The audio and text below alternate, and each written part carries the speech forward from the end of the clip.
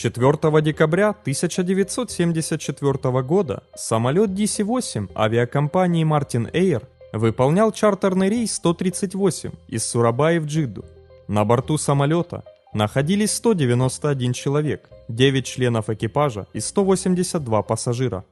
Друзья, поддержите наш канал, подписавшись на него, а также становитесь спонсорами и получите крутые бонусы.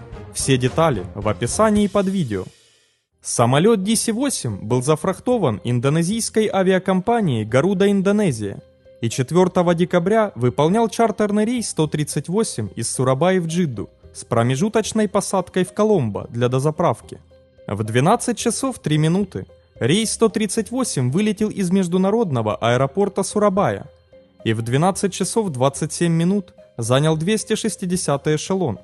В 12 часов 41 минуту после прохождения радиомаяка Джерабан рейс направился к радиомаяку Халим, оценив его прохождение в 12 часов 54 минуты. После прохождения радиомаяка экипаж начал набор высоты и в 13 часов 5 минут доложил диспетчеру о занятии высоты 10 700 метров.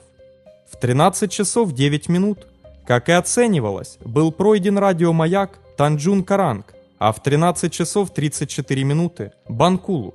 Следующим пунктом траектории полета была точка входа в район диспетчерского центра Коломбо, достижение которой было оценено в 15 часов 3 минуты. В район Коломбо рейс 138 вошел несколько раньше, после чего в 15 часов 57 минут экипаж доложил о пересечении меридиана 85 градусов и дал оценку достижения побережья в 16 часов 27 минут. В ответ диспетчер дал указания по переходу на связь с диспетчером Коломбо Контроль. Экипаж связался с Коломбо Контроль и доложил об удалении в 241 километр и высотой полета 10 700 метров и расчетном времени достижения побережья в 16 часов 30 минут и посадкой в аэропорту Коломбо в 16 часов 45 минут. В ответ диспетчер дал разрешение снижаться до высоты 4500 метров с докладом об удалении 93 километра. Около 16 часов 35 минут пилоты доложили об удалении 93 километра и высоте 4800 метров, на что получили разрешение снижаться до высоты 1500 метров с докладом о прохождении высоты 2400 метров. Также экипаж предупредил диспетчера подхода о приближении к аэропорту. В 16 часов 38 минут было доложено о прохождении высоты 2400 метров, на что диспетчер контроля дал указание переходить на связь с диспетчером подхода. Экипаж связался с диспетчером подхода, но диспетчер ему не ответил. После второго вызова от экипажа диспетчер понял, что те работают на частоте башни, и также переключился на эту частоту. После установления связи в 16 часов 39 минут с самолета доложили: удаление 22 километра.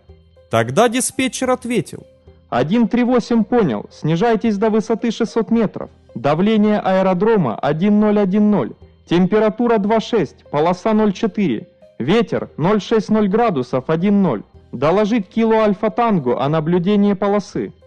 В 16 часов 40 минут экипаж повторил указания на снижение, на что диспетчер подтвердил правильность принятия информации.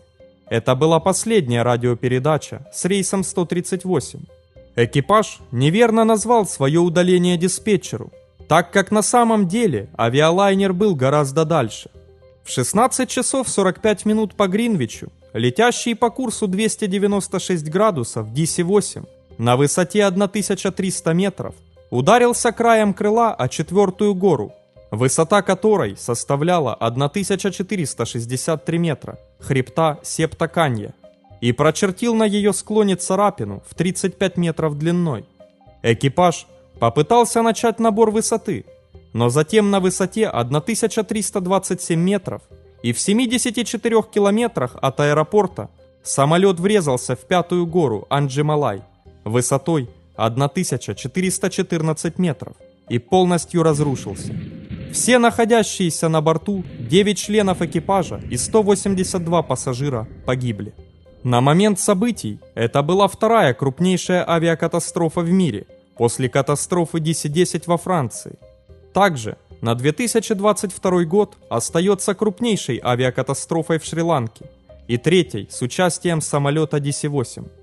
Расследование причин катастрофы показало, что крушение произошло из-за навигационной ошибки. Экипаж неверно истолковал показания приборов самолета и фактически летел немного ниже, чем требовалось. В какой-то момент считалось, что они уже находятся примерно в 22 километрах от аэропорта, тогда как на самом деле расстояние составляло еще несколько десятков километров. В результате снижение началось слишком рано. Причиной этого фатального недоразумения стало то, что разбившийся DC-8, в отличие от других самолетов этого типа, имел навигационную РЛС другого типа. Этот радар имел другую шкалу, чем обычный прибор. На борту было руководство для такого типа, который устанавливался на все другие коммерческие самолеты авиакомпании Martin Air. Хотя этим можно объяснить аварию, конечной причиной остается человеческая навигационная ошибка. Смотрите также.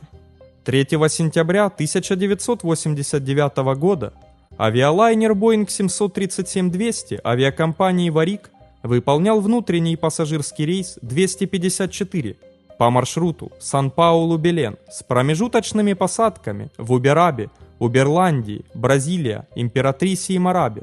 На борту самолета находились 6 членов экипажа и 48 пассажиров. Но через 3 часа и 10 минут после вылета из Марабы авиалайнер совершил вынужденную посадку в дождливых лесах Амазонии.